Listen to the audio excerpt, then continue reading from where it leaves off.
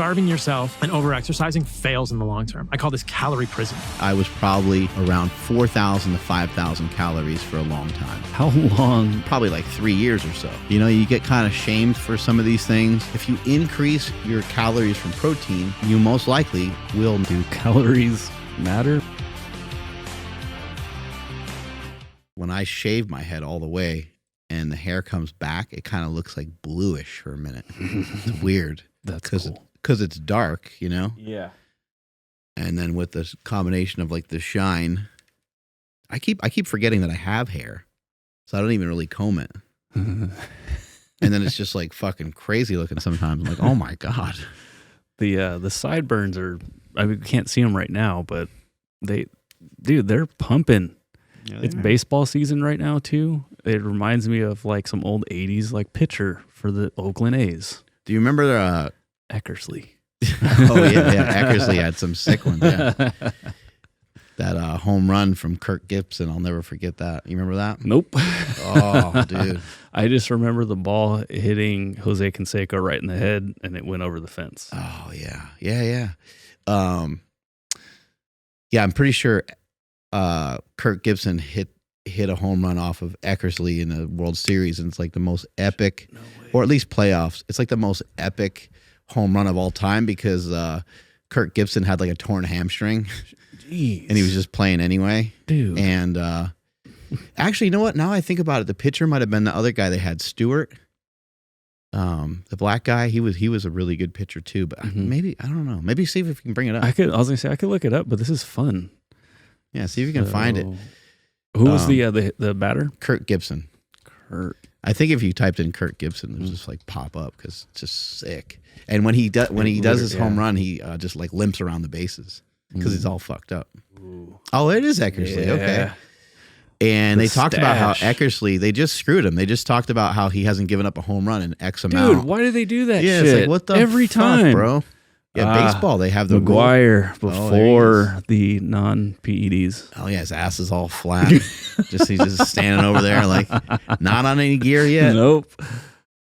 Oh, we got a hold of that one. Damn. Dude, he lifted that thing up. That's so cool. Look at him limping. Dang. LaRussa. Freaking fat.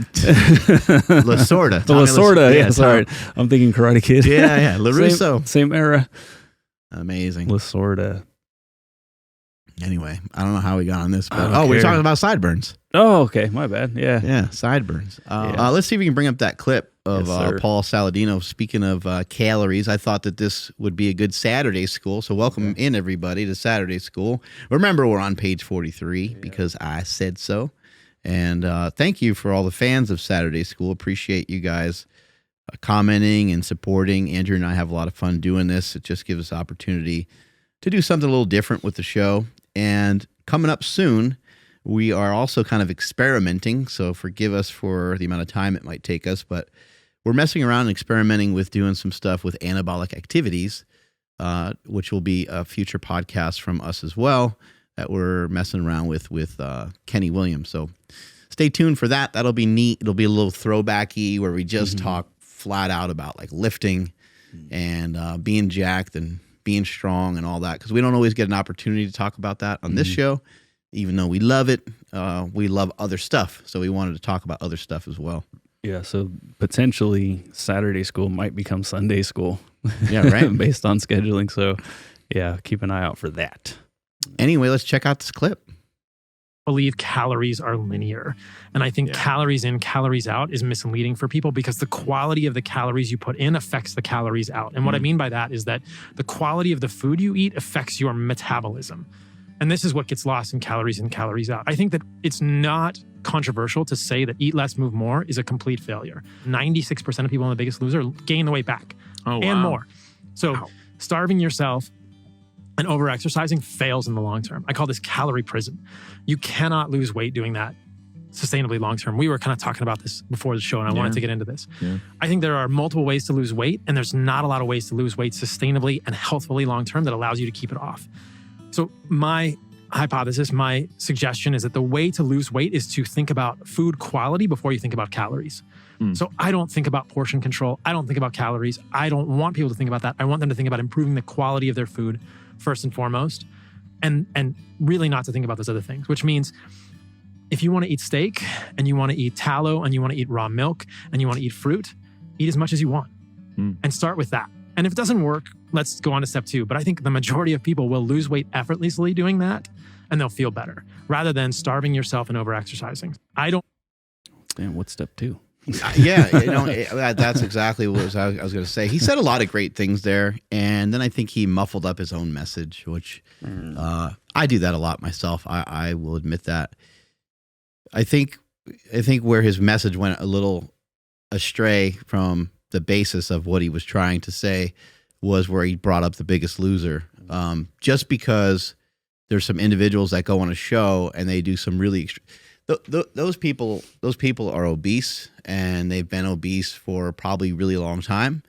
And no matter if you're serving them up carnivore or you're trying to have them do a meat and fruit diet, a keto diet, if they're trying to count calories, it doesn't matter what you throw at those individuals. And it doesn't matter what you throw at any other individual, because a lot of people have a really tough time with diet success. So to call like a calories in, calories out, or to call, to say, eat less, move more is a giant failure. And then to use that as an example, I think is kind of a poor example and maybe unfair. I would also say that eat less, move more, in my opinion, is a little bit dumb, because if you have people that are hungry and not feeding themselves enough, it's going to be tough to have the energy output to continue onward. And I think that's ultimately what he may have been trying to convey. And I think most people would agree with that. However, sometimes when somebody's really heavy, they do need to figure out a way to maybe eat less isn't the right word. And maybe some of his suggestions about the quality of food is really good, because if, let's just say someone's 300 pounds and they've been heavy for a really long time. Well, if we start to tell them, hey, you get to eat 2 to 3 pounds of meat every day. You get to have 4 to 8 eggs every day. You get to have a couple ounces of cheese every day. You can eat your vegetables. Consider that to be a freebie. Eat as much vegetables as you'd like. Just make sure they're not accompanied by a bunch of other calories. In terms of berries, go ahead and go after berries. Berries are kind of low in sugar, and they're higher in fiber. So blueberries, blackberries, raspberries, strawberries, those are kind of all fair game, and they provide a good amount of volume. And then one step further, like the leaner the protein, the more you could eat of it. So egg whites, you don't want to eat so many egg whites that you upset your stomach, but you could eat quite a bit of egg whites and get really far with it. You can eat quite a bit of chicken breast and get really far with it. But where we fail, I think, is, telling people to eat less and move more. Maybe it's going to be really difficult for somebody to have that intervention all at one time, especially for a person that maybe isn't really moving that much already, and especially for somebody that's maybe not practicing some good, healthy dietary habits. So I like some of what Paul was saying there. What he mentioned at the very end, though, about step 2, it's like, well, what is step 2? And step 2 would probably be to reduce the overall amount of energy that you're consuming, AKA pay attention to the calories that are coming in. Yeah.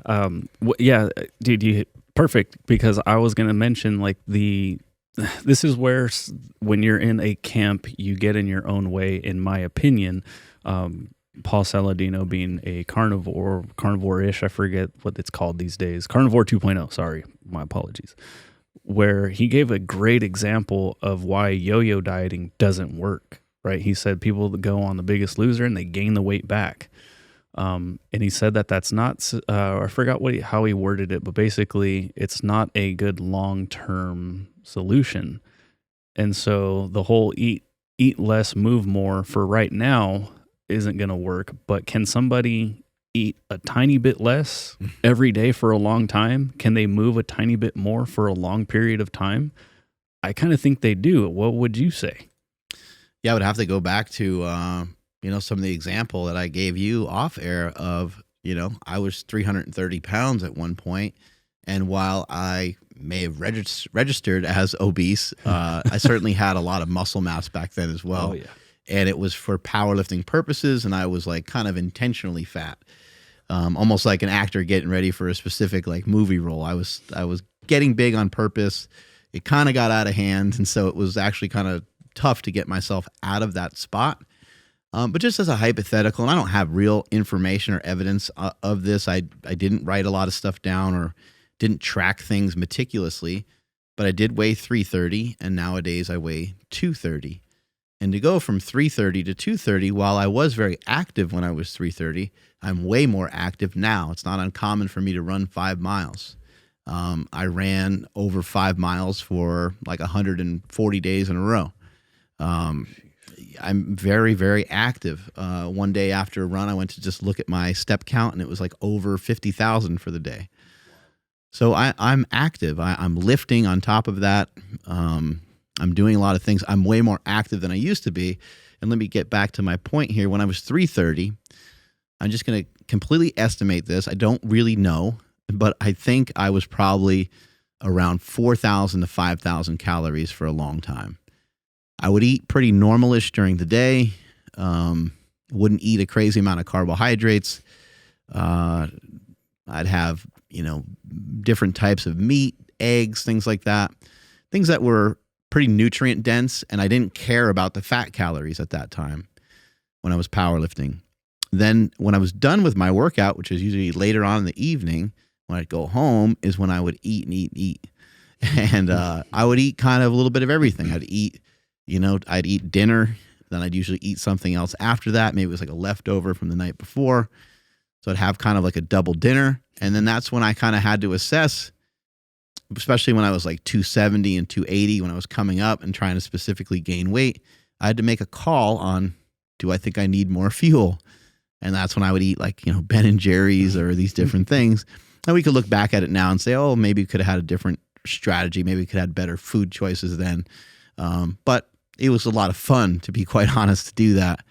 And it did give me the results I wanted. I did squat 1,080. I did bench over 800 pounds and accomplished a lot of the things in powerlifting that I set out to do. So it indeed worked. But I went from probably a 4,000 to 5,000 calorie a day thing with movement through powerlifting and through some bodybuilding exercises and stuff like that, and no walking. But when I got hurt, I fell with 1,085. When I got hurt is when I realized, you know what, you got to make some changes. Let's shift gears and let's see if we can get in good shape, and let's work on that. So I got in better shape. I started to lose weight, and I started to lose weight by going on a paleo style diet from Rob Wolf, the Paleo Solution. And what that did is that changed, obviously it changed my calories, because of course it did, because it changed my food choices, and I ate primarily beef, I ate eggs, but I would also eat leaner cuts of meat. I would also do eggs with kind of like if I had 6 eggs, I would have 3 full eggs, and the other 3 would just be the whites. Things like that, these small changes. And I started to walk. Some of the workouts were a little different. I would occasionally even just like go to the gym and just like walk on a treadmill for motivational purposes. I even went to some local gyms rather than just a super training, because they just have different feels to them. Mm-hmm.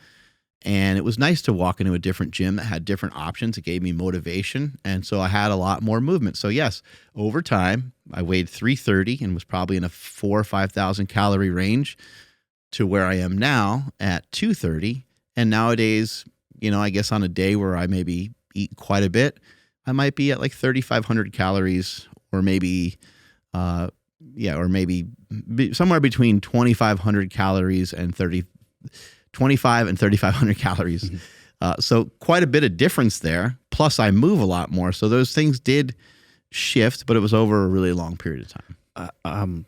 How long were you eating 4,000 to 5,000 calories a day for? Yeah, probably like 3 years or so. Holy shit. Yeah. So okay, I want to get to other stuff, but like I remember you saying you'd get up in the middle of the night and you'd sneak in some food. Mm-hmm. What were some of your go-to Fat Mark Bell foods? You know what? When I'd wake up in the middle of the night, I was still a meathead, so a lot of times that was like a protein shake or like a protein bar. While I was gaining weight, I was into gaining weight, but I didn't want to be like just like way the fuck out of shape.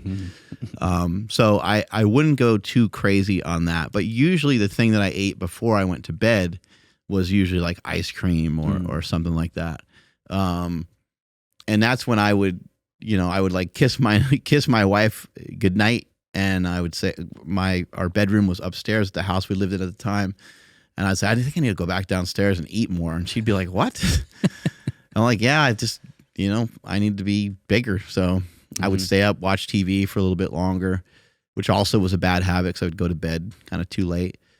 But yeah, fish food, Ben & Jerry's, kind of like a go-to favorite of mine. Trying to think like what else. What about like In-N-Out or something like that?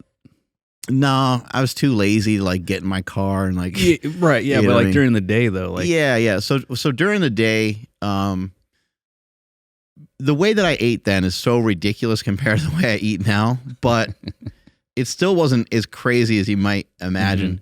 There was I would go to Sonic, I would go to In-N-Out, I would go to McDonald's, I would do those things, but it was probably like once a week. It wasn't like insanely frequent, although that's insanely frequent now since I probably haven't been to one of those places. And well, I guess I've been to In-N-Out getting some Flying Dutchman, over the last year or something like that. But the big thing for me was like burritos.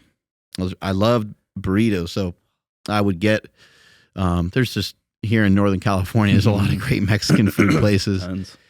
And, goddamn place in Woodland, I forget the name of it, but so there was El Patio. El Patio. Okay, there we go. Yeah. Go to El Patio a lot. That was a big one in helping me become a big boy, getting some big ass burritos. And I would just always get I would get a bunch of different meats in there. I'd get like chicken and steak and pork and then I'd say like double meat, and it'd be like double meat of everything because they take it pretty literal. So they're like, boom. I just really just make like a couple extra scoops or something, but the burrito would just, it would look like a little baby in a blanket. Yeah, that's when it's really good. So I do like how he worded it. He said that he called it calorie prison, but I feel like he's so contradicting because he calls it calorie prison and then says that the food choices are more important. I don't track anymore, but I usually find something that I disagree with when people say that like tracking or calories in, calories out isn't really the secret, because I feel like it's not a secret, and I feel like it does work because even you yourself, you said that you were eating 4,000 or 5,000 calories, you were over 300 pounds. You're eating 25, 35, and you're almost like your high school weight. So like, I mean, I feel like, yeah, it is both, right? Like you're eating better choices, although they previously weren't terrible, but they're better choices, but they're also just less energy.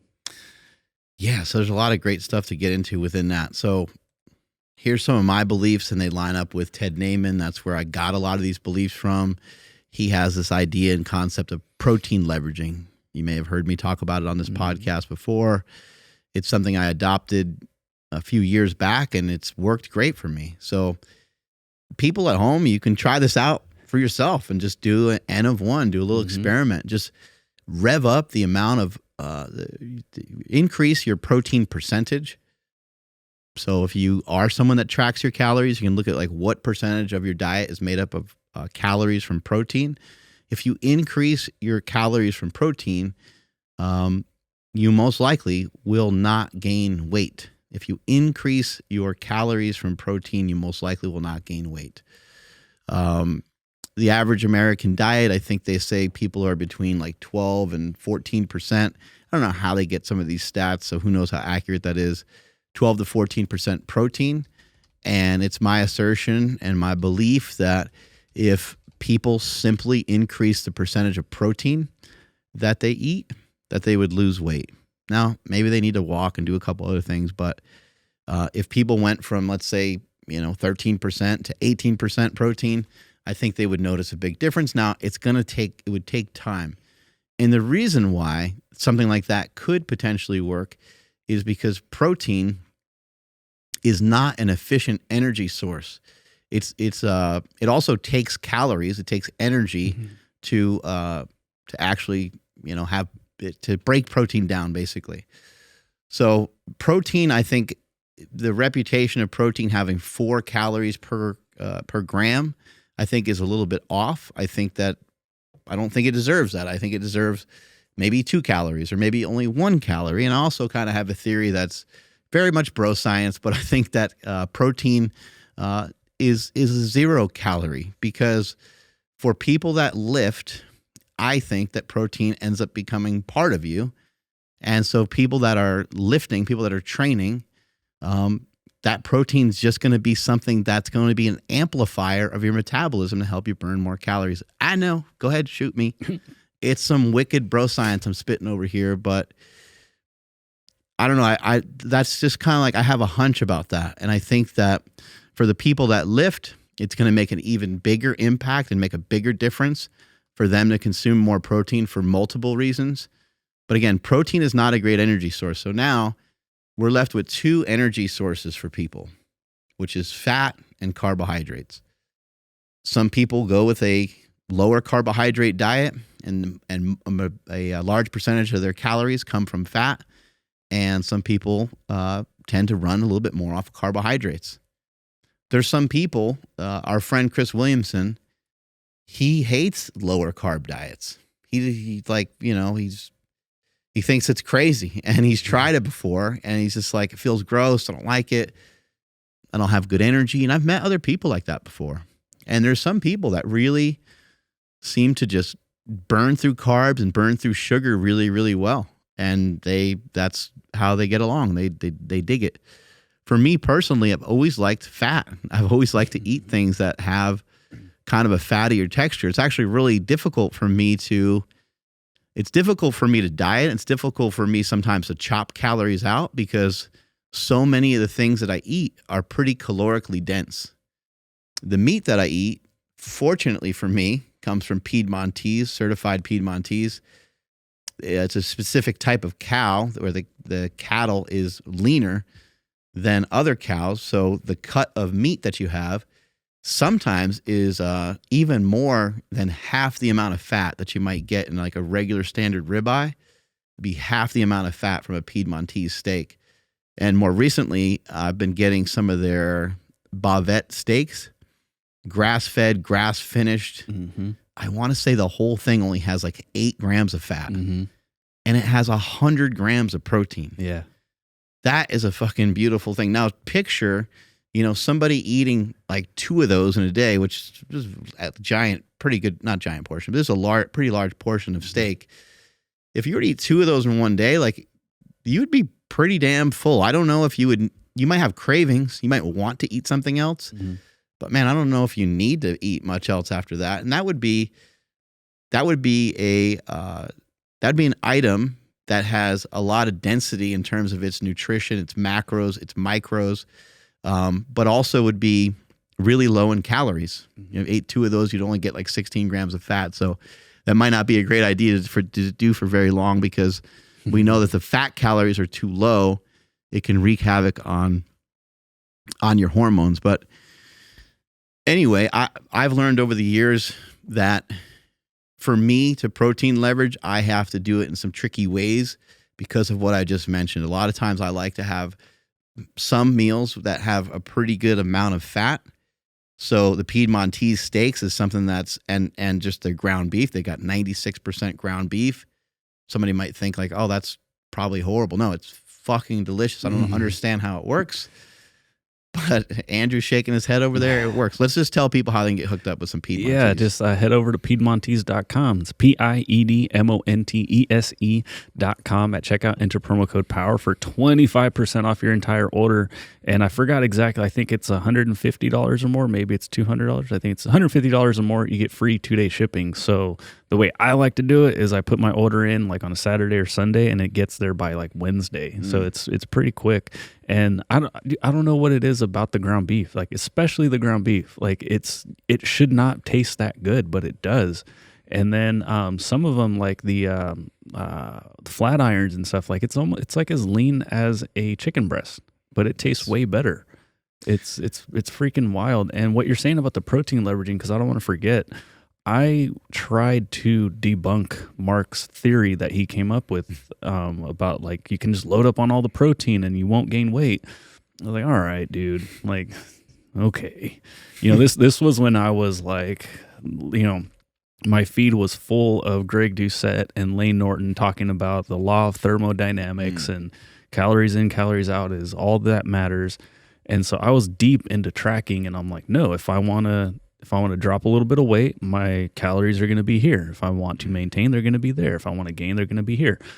And so I thought it was complete bullshit. So for dinners, I wasn't eating 2 bavettes, but whatever if it was a ribeye or a flank steak or a whatever, I was eating at least 2 steaks, sometimes even more, because like the flat irons are a little bit smaller. So I would eat 3 of those.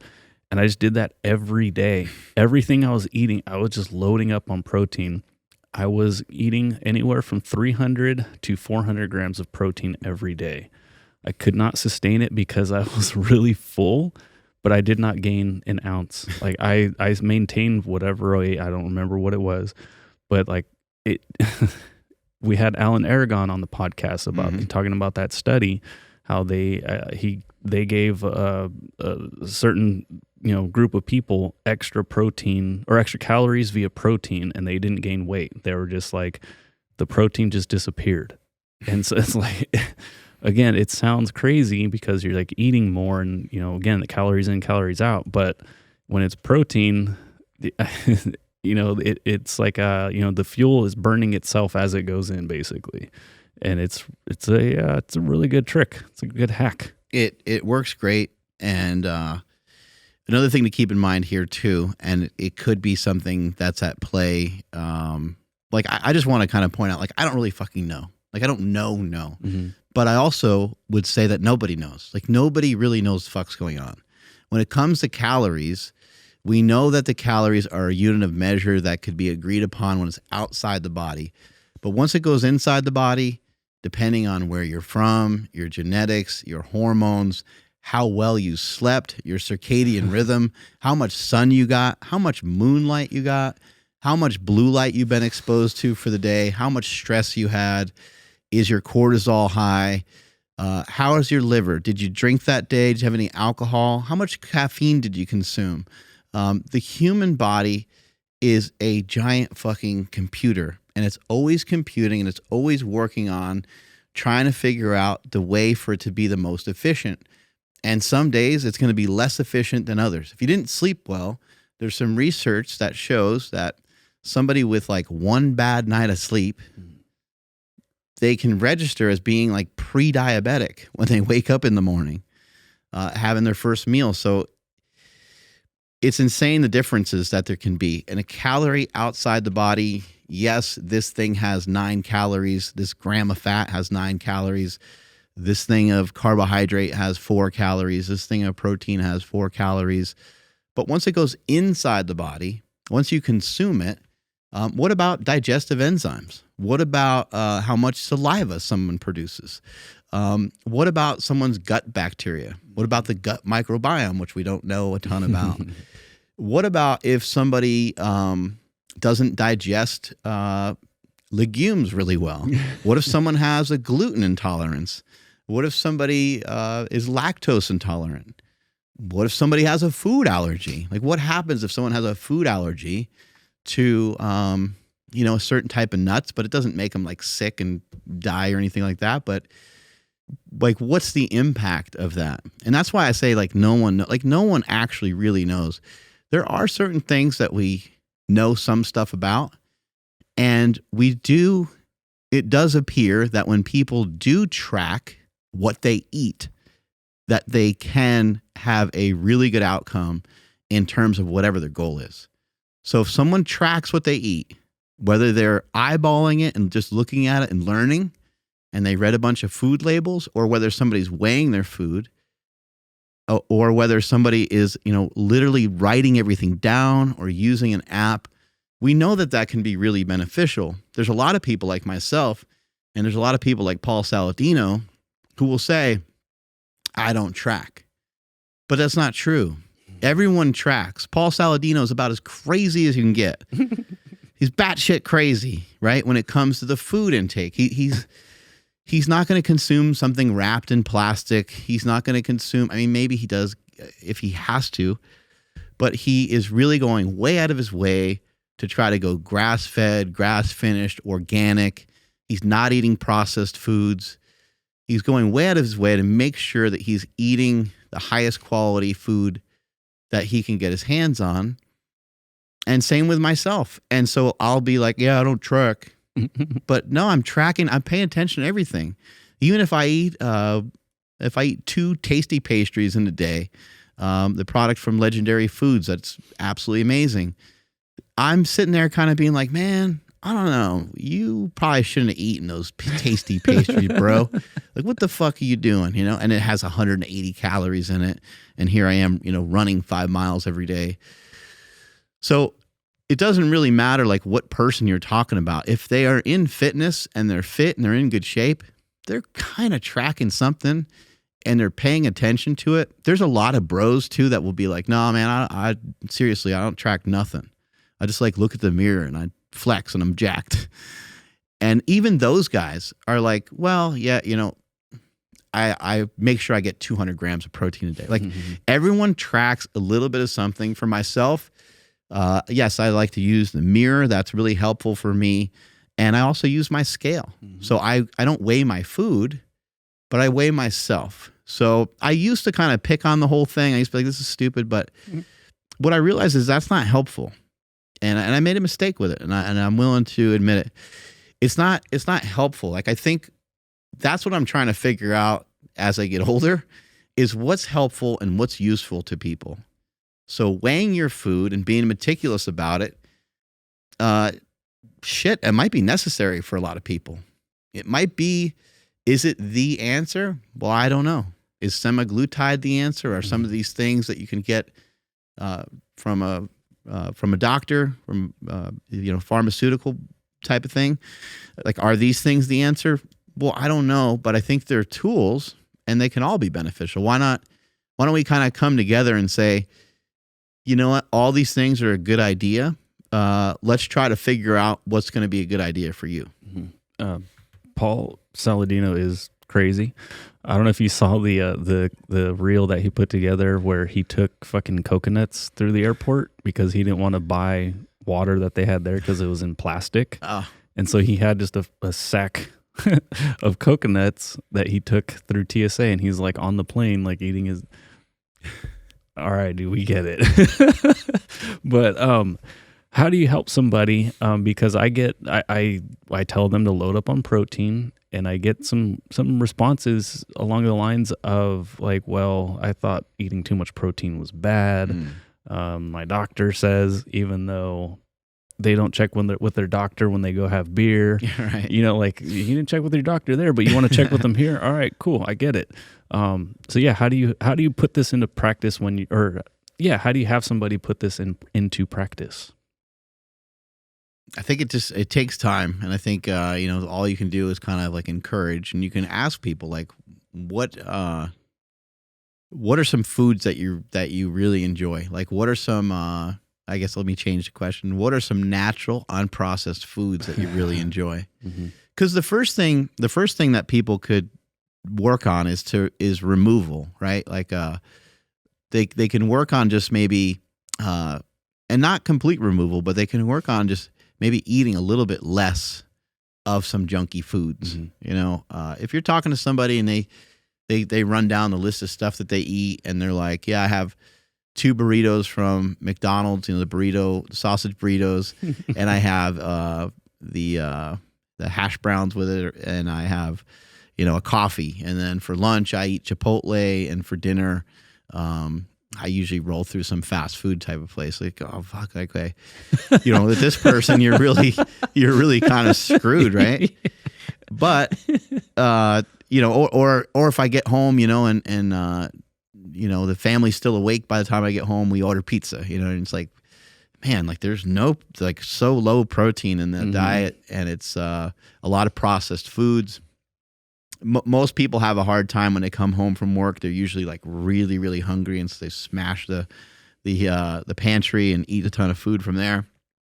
So there's all kinds of different things you run into, but the main thing is to try to get people to kind of lock in on some natural foods. And it doesn't have to necessarily be protein. I think if you start talking to someone and you realize they have what I kind of make fun of, I call gas station taste buds.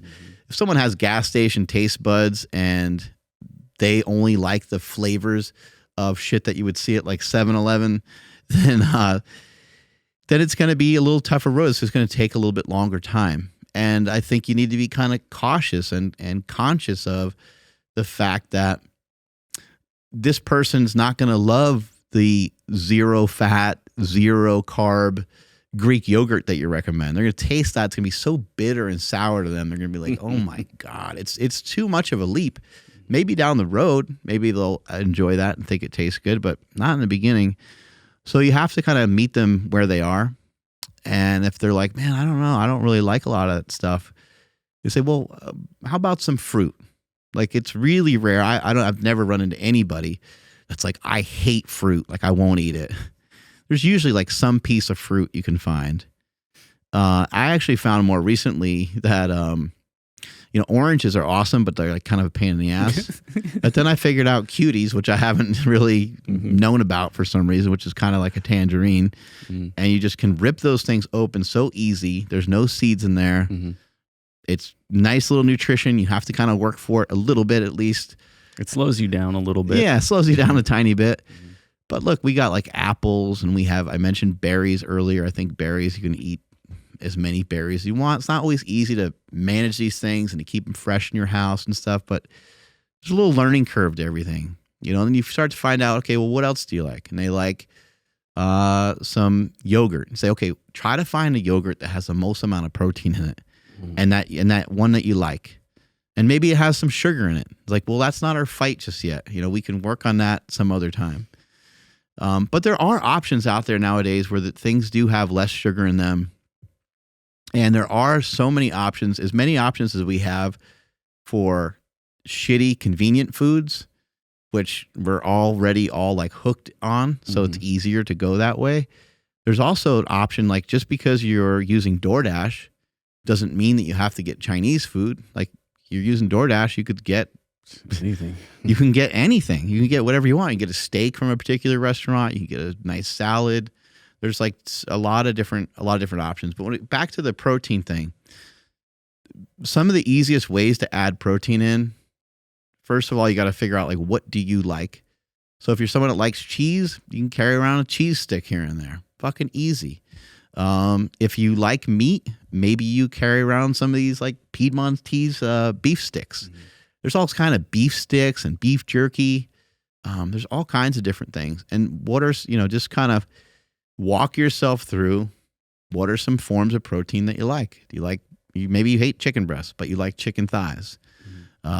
Maybe you don't like the taste of steak, but maybe you like pork and maybe you like fish. These are all things. Eggs. A lot of people like eggs. Make your fucking eggs whatever way you want. Yeah. Do you think people need to also, like, I guess maybe think for themselves a little bit more? And this comes from me kind of taking stuff from you, taking stuff from, I guess I'll say, like Sean Baker, and even Lane Norton. Like, I take a little bit from everybody. Like, I will eat a ton of eggs and steak, but I do it with a root beer zero or something, So like, I'll do that.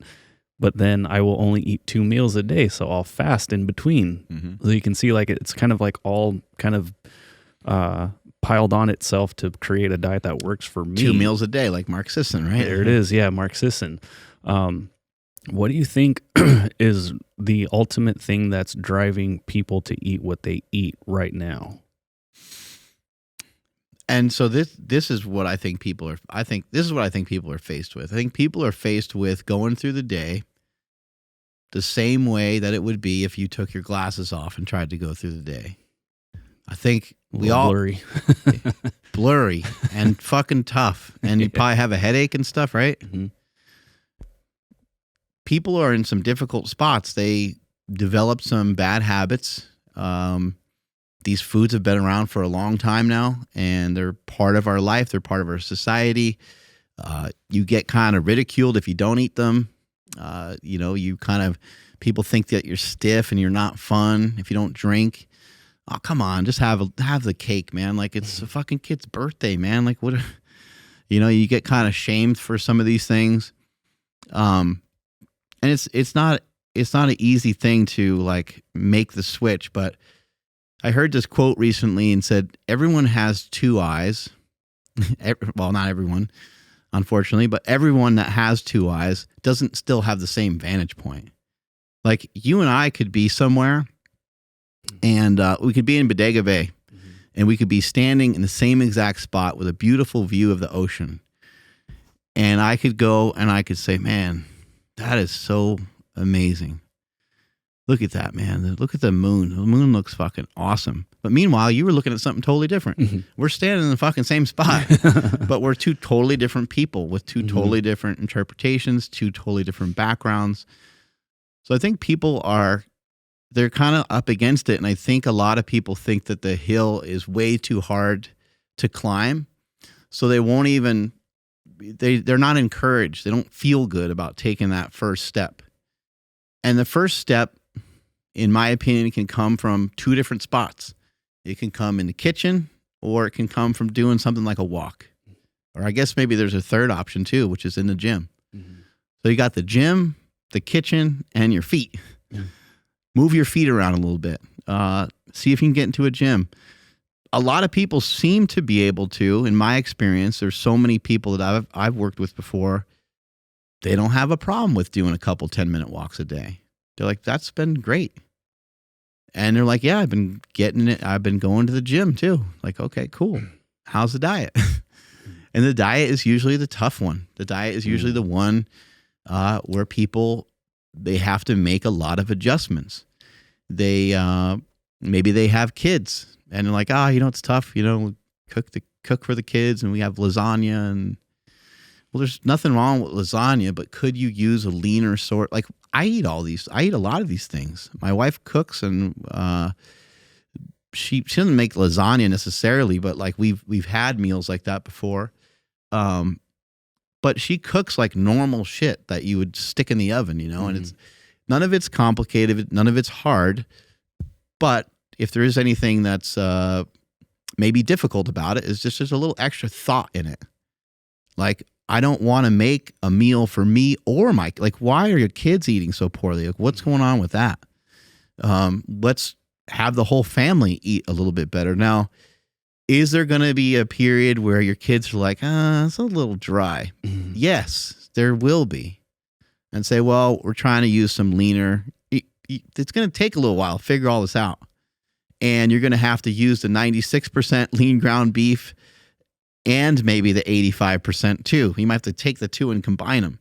There might have to be like a lot of things that you do so that you can get through each and every day, still have food that tastes really good. I think most people think that they're going to try a diet that the food has to like taste like shit. Mm-hmm. They think that they have to be really restricted at calories. They think they have to be in this caloric prison. And you certainly don't, especially if you haven't really been moving around a lot. If you've already been moving around a lot, then you're going to have to figure out a way to eat less food over some period of time. I think it's unavoidable in some ways, but that's where we go back to the food choices. There's so many different things that happen with food that it's insane. So if we we got the idea of protein leveraging.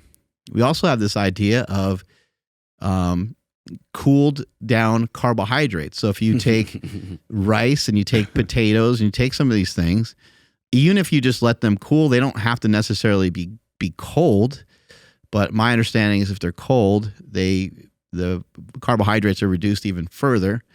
I don't know how true some of this stuff is. I don't know the information, but it seems to be from some of the stuff that I've seen, listening to Thomas DeLauer and a bunch of other people, Joel Green, that when your carbohydrates are heated and then cooled, that there's less carbohydrates in them, that there's prebiotic fibers in there, and prebiotic fibers, just like a lot of other fibers, don't get digested.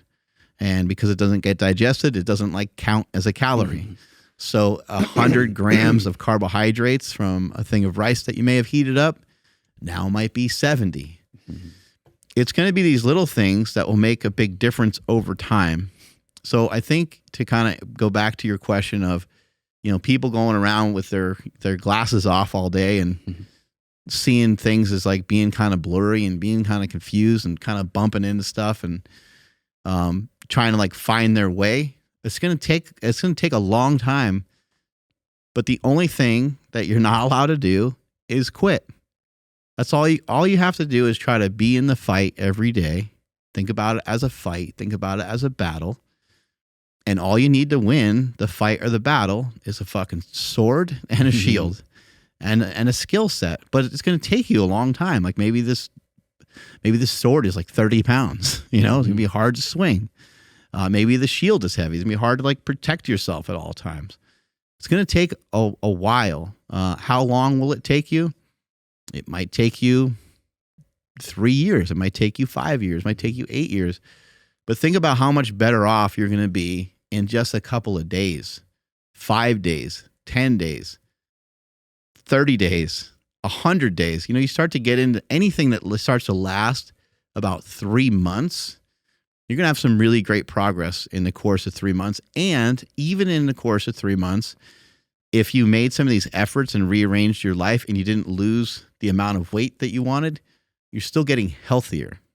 And this kind of goes back to a theory that I've had for a long time. I don't really believe that you can lose weight until you're actually healthy. So people want to try to lose weight to be healthy. And I think that you have to first kind of organize the foods that you're eating, organize your body, get yourself oriented towards the particular goals, start to line up some of these habits. You start to feel better about yourself. You're hitting some of your markers. The hormones in your body are changing. You're starting to head in the right direction. And now I think because the body keeps score, your body is encouraged, you're encouraged, you feel good, you feel different. Someone might say you look different. And you're like, well, fuck, man, I haven't lost a pound, but okay, I guess I'll take it. Sometimes these changes they're hard to see and they're hard to know. But as you get healthier, it'll be easier and easier to manage your body weight. Because for many years, you may have been eating crappy. You may have not taken your sleep seriously. And you may have been overly stressed. You may have had all these things going on. Once you get yourself healthy, which in my opinion only takes a couple of weeks, 2-3 weeks, you'll be healthier than you were 3 weeks ago if you haven't been doing anything about it. Once you get healthier, from that point, it should be easier and easier to lose some weight. Power Project family, how's it going? Now, we talk about sleep all the time on the podcast because it's one of the biggest things that helps you with your health and fitness, your recovery, your muscle gain, your fat loss, everything. That's why I've partnered with 8 Sleep for such a long time now, because the technology behind the mattress allows you to track your heart rate, the amount of times it takes you to fall asleep, your tosses and turns, your heart rate variability. It changes its temperature through the night based off how you sleep, but not only yourself, but maybe your partner on the other side of the bed. It is an amazing mattress. Andrew, how can they learn more? Yes, head over to 8sleep.com/power project. That's 8 spelled out, EIGHT, sleep.com/power project. Along with more information, you guys will actually save $150 off of your entire order automatically. Links to them down in the description as well as the podcast show notes.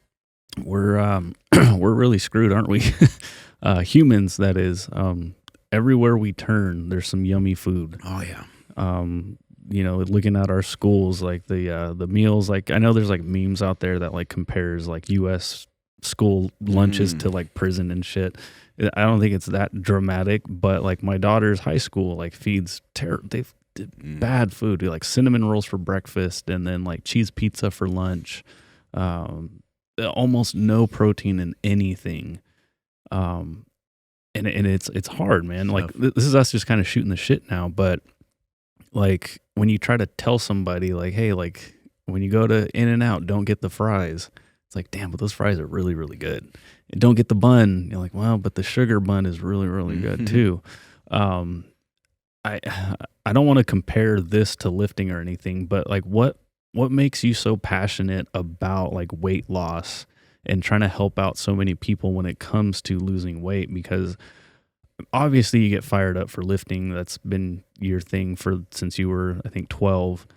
But when it comes to this stuff, I feel like you really you pour your heart into this one specifically. So what is it about this that makes you so passionate? And there's a bunch of stuff. Probably number one is my mom. My mother had such a hard time, feeling good enough to like get the momentum and to get head in the right direction. And unfortunately, we lost her a couple years ago. She had diabetes. She, ended up having like a walker and stuff like that. And it was kind of the beginning of the end, because then you start to lose your strength, you start to lose your muscle mass, and it's really tough from there. It makes it very difficult, especially if you're heavy. So this is what happens to a lot of people that are heavier, is they lose some strength and or lose some mobility. And then what? Then you're really screwed because you weigh a lot. So it wouldn't be of any consequence if your uncle or something that is 6'2" and weighs 190, fucking twists his ankle falling off a bike or something. He's gonna suffer for a couple weeks. Maybe he does gain a little bit weight during that time because he's not doing some of the activities he's doing before, but it's not going to really bother him much, and he'll go back to his activities. When you're obese, if something slows you down, you're already slowed down because you're already walking around with a lot of extra weight on your frame and on your joints. And these things, they'll really wear you down and just end up being like life-threatening to a certain extent. And so I'm really passionate about it because I think that nutrition holds a lot of the keys and holds a lot of the information to be able to help people with just about every single disease that there is. And I think that I don't know, in particular what nutrition can do per se for something like cancer or something like that. But I think in the future, we will continue to know more about it. And I think that when it comes to cancer and heart disease and diabetes and really any other disease, strength is never a weakness and weakness is never a strength. So it always be helpful to be in better health rather than to be in worse health. And so if you are a fitnessy person in some sort of way, you run or you lift, hopefully you do some combinations of some of these things. Hopefully you get your heart rate up here and there for cardiovascular health. And hopefully you do some strength training. But along with that, if you have even just a halfway decent diet, technically you should be better off when something life-threatening comes your way. We unfortunately don't have any options in terms of how we get taken out or what happens to us. A lot of times horrible shit happens to really great people. But if that day is to ever come, it's nice to know like, hey, I did a pretty good amount to stay in the best health that I could. And your likelihood of being able to come out of that should be a lot better. But there's too many people suffering. Too many people are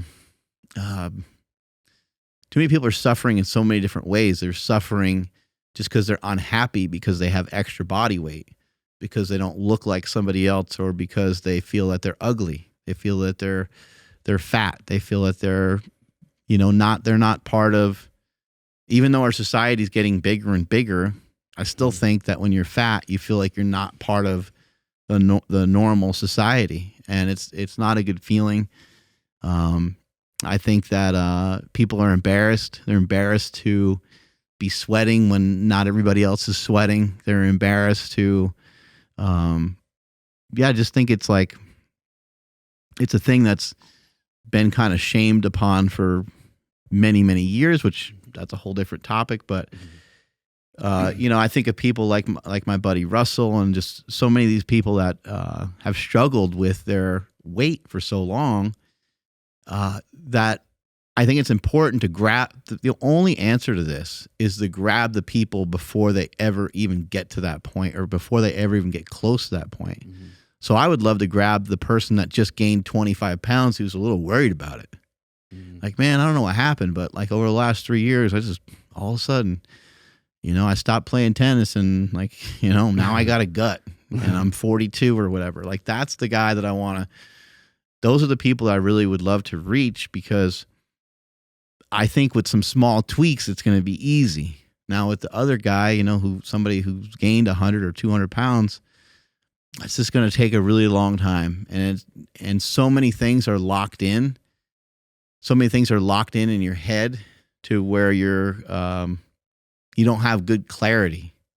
Just your whole world is like you're walking around when it comes to nutrition and when it comes to exercise, you have like kind of almost like a permanent brain fog where you just, for whatever the fuck reason, you can't seem to make the right decision.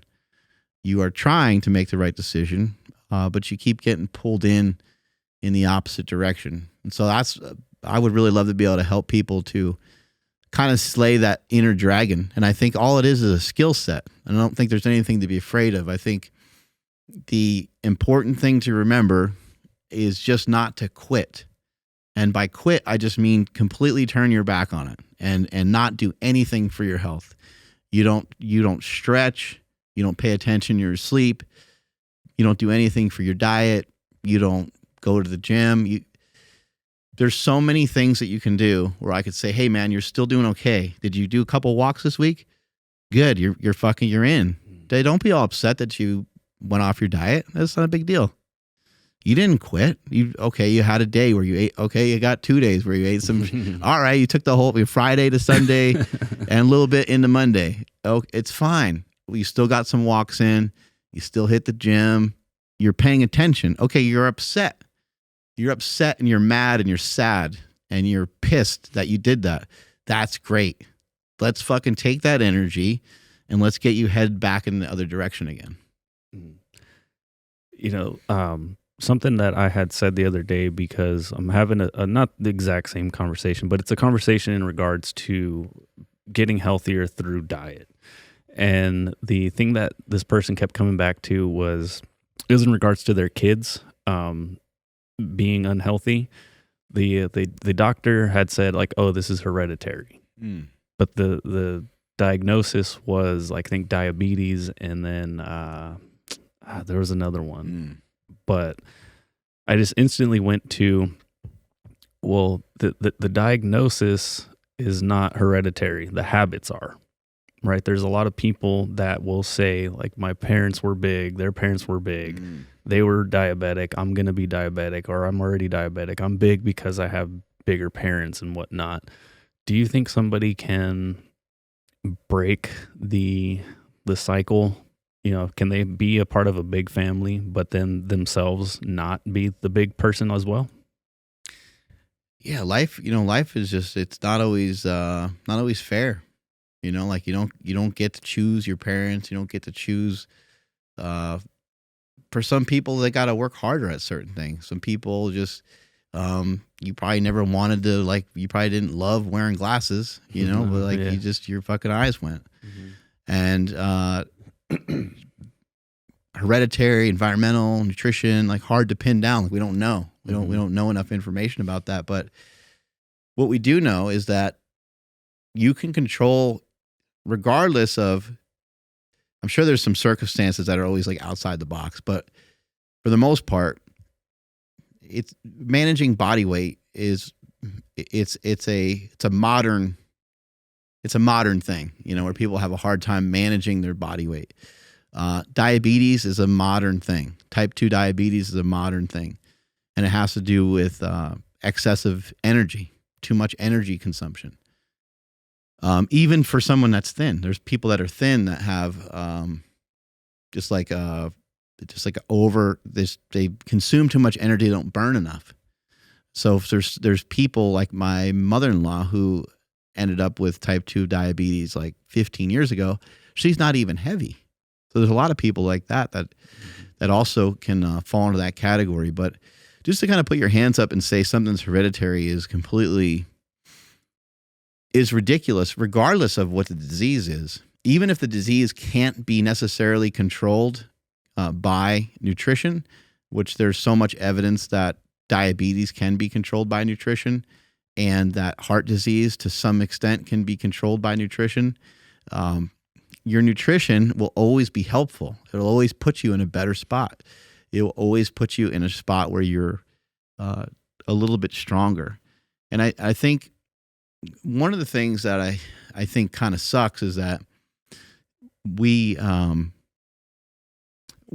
this to be true in certain areas, like when it comes to somebody being like really intelligent, or when it comes to somebody just kind of quote unquote magically being able to play the piano way different or way better than another person.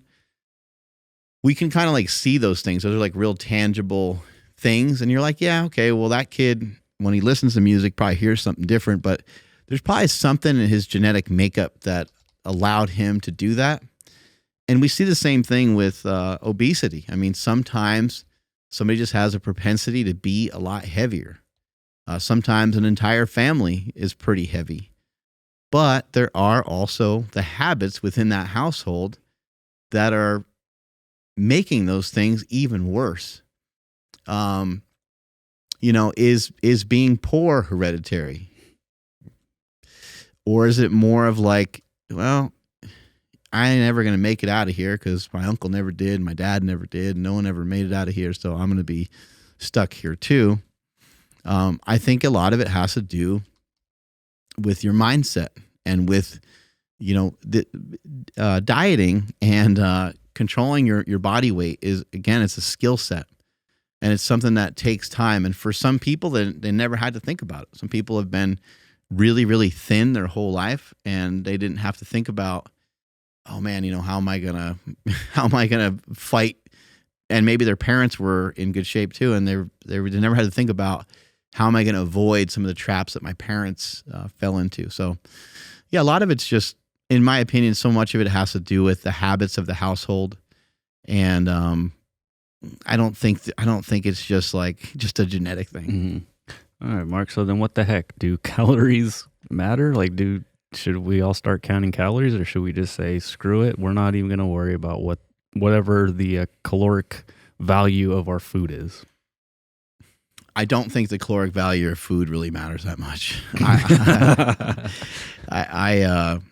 No, of course it matters, and that's why you want to make a better food choice, because the calories actually are a big factor, and you want to choose leaner sources of protein, things like protein shakes, yogurt, cottage cheese itself, eggs, even bacon. Bacon and eggs and cheese are all like a 1-to-1. So you need to be a little careful with all of those, because they have 1 gram of fat per every gram of protein that they have. You probably want to find things that have about 2 grams of protein, more like 2 or 3 grams of protein per every gram of fat that they have. It's not easy to figure all this stuff out, but basically, going back to what Paul Saladino said, if you stick to the basics, if you stick to natural foods, it's going to be much harder to overconsume food. Processed food can still be part of someone's diet. It can still be in there. You don't have to get rid of it forever necessarily.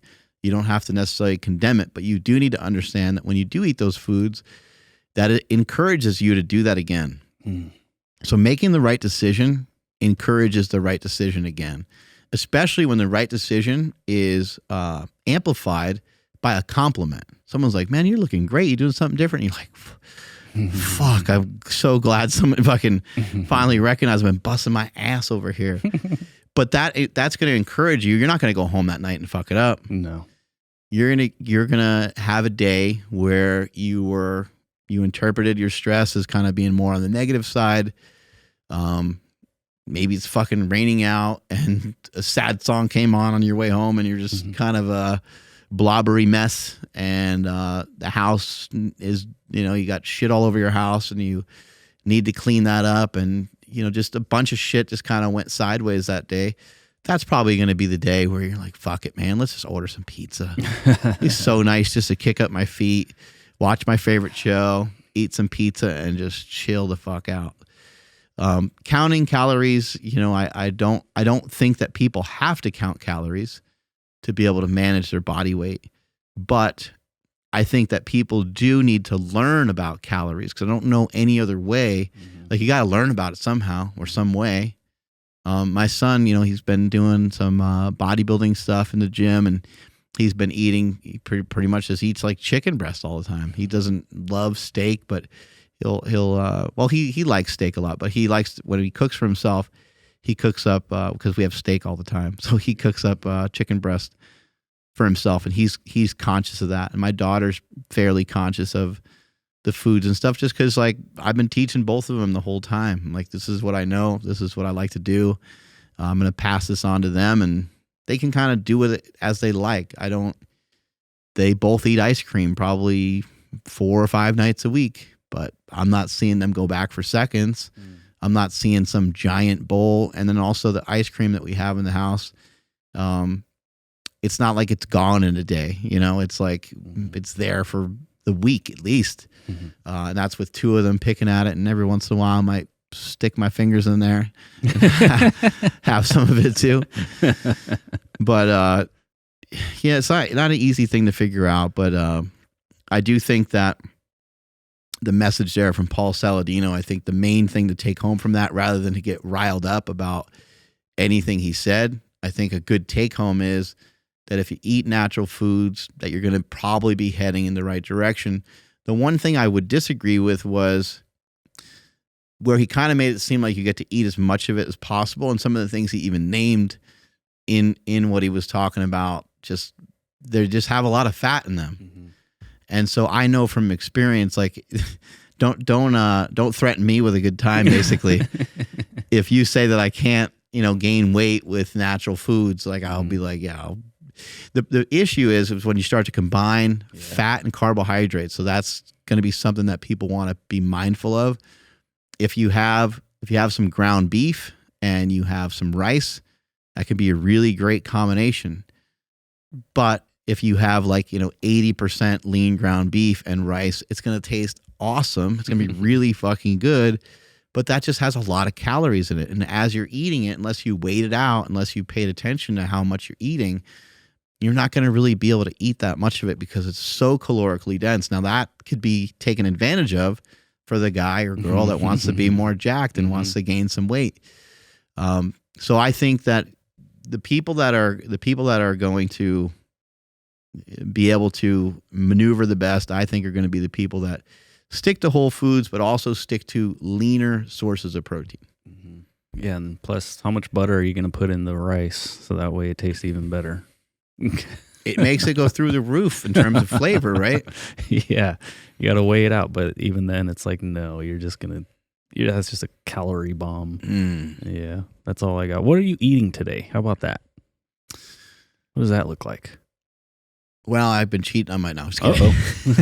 Like, actually, it's bad timing. We gotta edit this out. No, it's been really good. My food's been good. Last night we ate a bunch of meatballs. I'm not a nut about having not pasta, but having like tomato sauce and stuff. Like, even though I'm conscious of like carbs and sugar and stuff. The sauces and the different things, like I eat all that stuff. My wife made a shit ton of meatballs out of lamb and some Piedmontese beef. That shit was amazing. I can't wait to go home because we got a lot more of that. Yesterday I also ate a lot of carnivore crisps, like midday, because we did some double podcasting 2 days in a row. And so I ate some of that, and carnivore crisps, it's just all it is meat and salt. Yeah, it's meat and salt. It's just like it tastes amazing. If you want to go check it out, you can go I think it's carnivorecrisp.com, and you can use the code MarkBell if you want to get a percentage off. They just have a great product. I really, really like it a lot, and that's something that I rely on quite a bit. I'm trying to think of anything else I ate yesterday. I had every morning I have coffee and I have a steak shake. I do like an iced coffee at my house. I just blend it up with some steak shake in there. So I start every morning out with some protein and some fats. And then trying to think. Oh, at night, last night, my dad made a fruit salad. I ate some of that. And that's a pretty typical day. And then I ended the night because I'm fat and I'm fat in my head still. I like chocolate. So I ate from a company called Hue. I ate some chocolate covered cashews. Damn. Those were really good.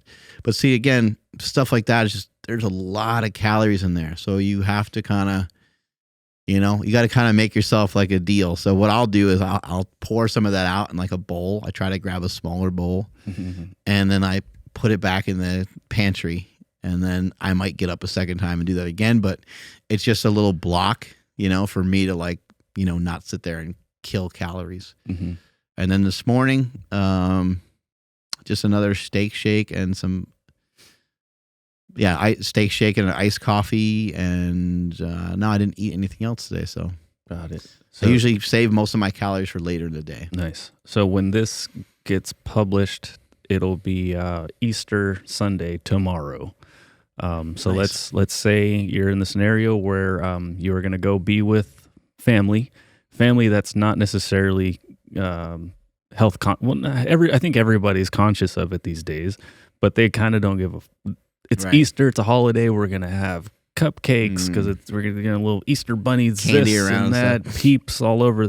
So, what is something that you will bring to the gathering that you can eat and have fun with it, but also that others will eat and they won't even recognize that they're eating something that's actually good for them?